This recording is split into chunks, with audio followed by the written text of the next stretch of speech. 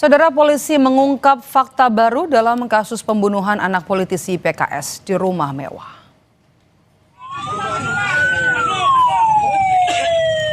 Polisi saat ini masih memeriksa 8 orang saksi termasuk orang tua korban untuk mengungkap kasus pembunuhan anak politisi PKS. Polisi menyebut tidak ada petugas keamanan di rumah mewah saat korban dianiaya pelaku. Korban hanya bersama kakaknya saat peristiwa terjadi. Polisi juga tidak bisa mendapat bukti CCTV di rumah mewah karena rusak 2 minggu sebelum pembunuhan. Polisi memastikan kasus ini sebagai pembunuhan bukan perampokan karena tidak ada barang yang hilang. Bisa ada 8 orang yang terdiri dari keluarga korban dan dari pihak lain.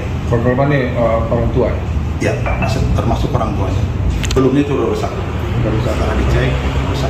Tapi di rumah sendiri ada security pribadi nggak tuh? Tidak ada security pribadi. Jadi pada saat kejadian itu hanya ada 2 orang, antara adik yaitu korbannya bersama kakaknya. Berarti tidak ada CCTV di rumah itu ya? Ada CCTV, cuman dalam keadaan rusak. Sudah berapa lama rusak?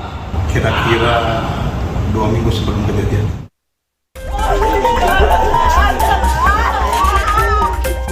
Pembunuhan, jadi bukan perampokan.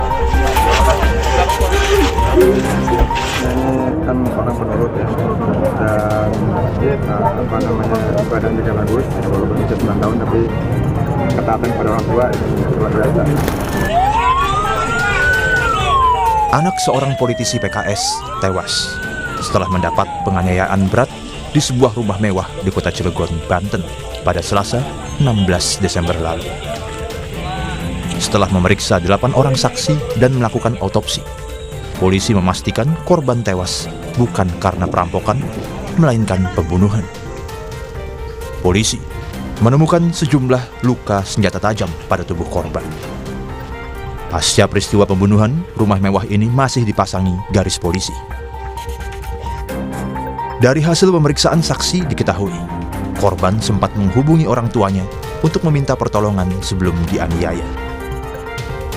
Tak ada petugas keamanan di rumah mewah ini, sehingga korban hanya bersama kakaknya saat penganiayaan terjadi. Korban pertama kali ditemukan terluka parah oleh saudaranya, hingga dibawa ke rumah sakit untuk mendapatkan pertolongan. Namun nyawa korban tak tertolong karena sejumlah luka senjata tajam. Polisi memastikan CCTV di rumah ini rusak 2 minggu sebelum pembunuhan.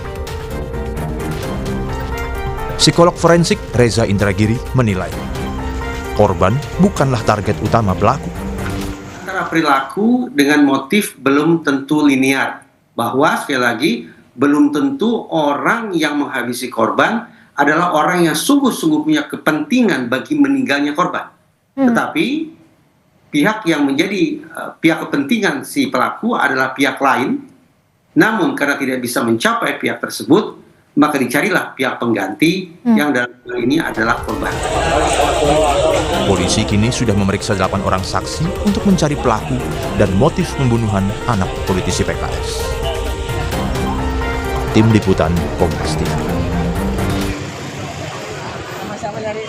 Saudara, polisi mengungkap sejumlah fakta baru dalam kasus pembunuhan anak politisi PKS di rumah mewah di Cilegon, Jawa Barat. Namun, belum menetapkan tersangka dalam kasus ini, saudara. Kita terhubung dengan Ketua Bidang Advokasi PKS, Mbak Nurul Amalia, dan juga staf ahli Kapolri, Hernawan Sulistyo atau akrab disapa Prof. Kiki. Selamat petang semuanya. Selamat petang.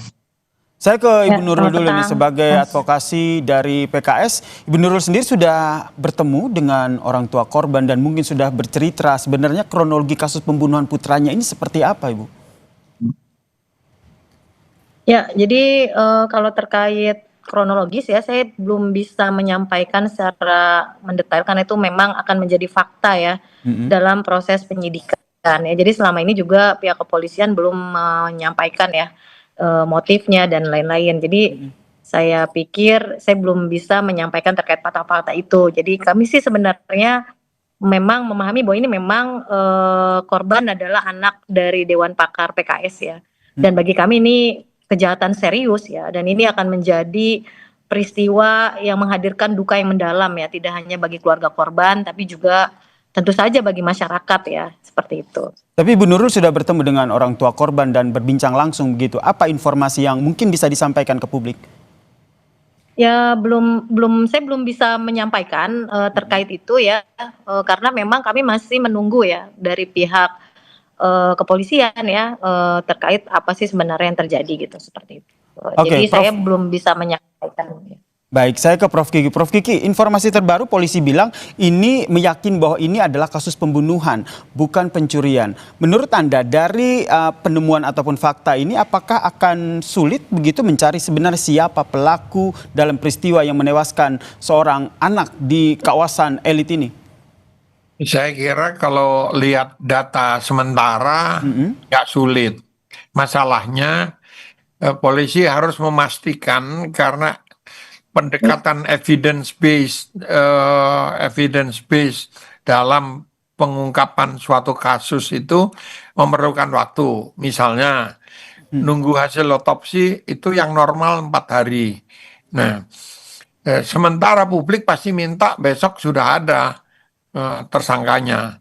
Bu, kalau di situ artinya ada catatan medis bahwa ini urgent sekali dilakukan otopsi bisa 1 hari, bisa selesai 1 hari, tapi tidak mungkin di bawah 1 hari. Nah, itu satu. Yang kedua, belum resistensi keluarga, udah meninggal sudahlah, biasanya kan seperti itu sikapnya.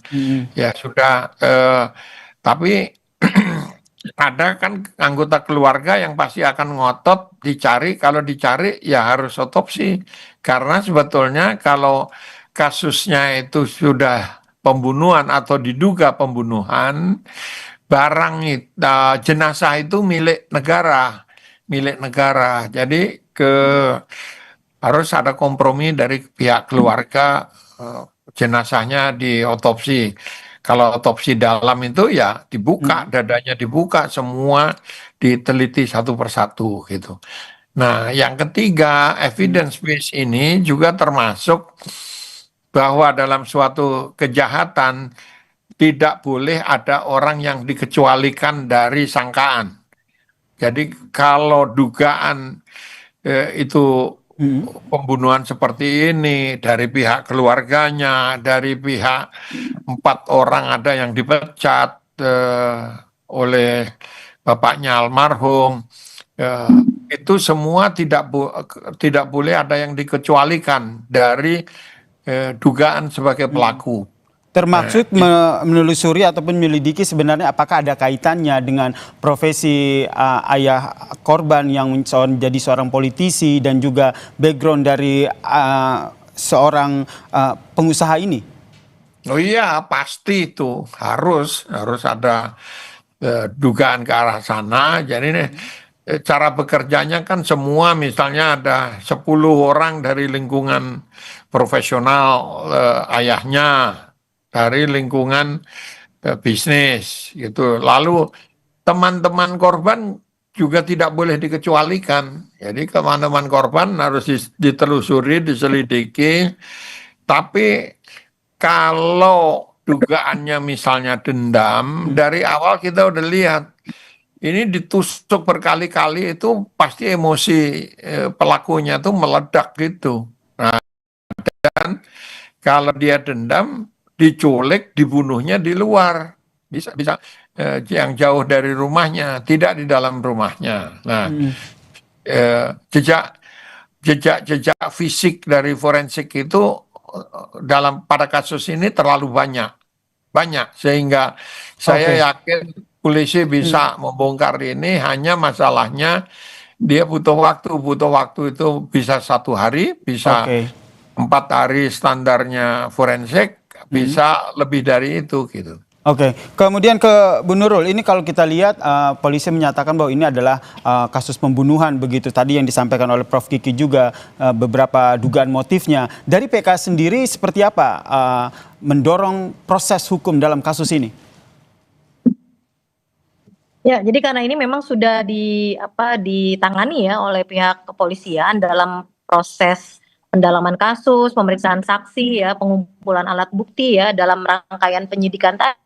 Jadi kami posisinya masih menunggu kepolisian untuk segera ya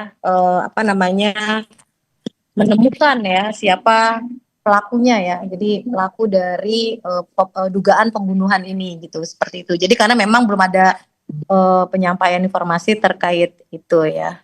Seperti itu. Tapi dari tim advokat PKS sendiri juga melihat ada kaitannya profesi ayah korban menjadi seorang politisi dan juga seorang pengusaha yang erat kaitannya dengan kasus pembunuhan anaknya ini.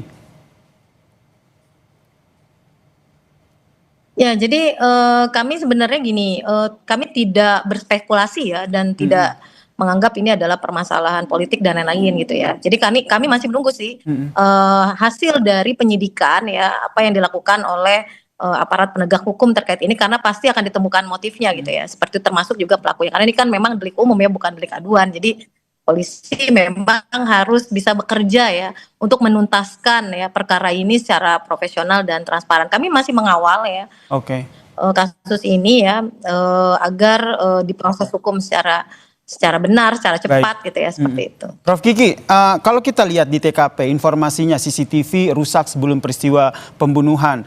Menurut Anda, apakah ini juga jadi salah satu faktor yang menghambat akhirnya polisi menemukan siapa sebenarnya pelaku pembunuhan? Iya, jadi kalau ada CCTV akan jauh lebih mudah menelusuri, bisa cepat. Meskipun itu bukan satu-satunya fakta fisik yang dicari oleh polisi. Jenis, misalnya kalau ditemukan jenis senjatanya itu misalnya pisau atau belati atau yang sejenis itu. Nah, dari lebar blade-nya, lebar itunya, oh ini tidak mungkin dilakukan oleh anak kecil. Artinya yang sebaya itu teman-temannya bisa sementara dikecualikan untuk tidak perlu diselidiki gitu. Tapi ada banyak lagi bukti fisik yang bisa ditelusuri kalau ada CCTV. Baik, yang jelas saat ini polisi tengah terus berupaya ya mengungkap siapa sebenarnya pelaku dan apa sebenarnya motif dari pembunuhan ini. Terima kasih Ketua Bidang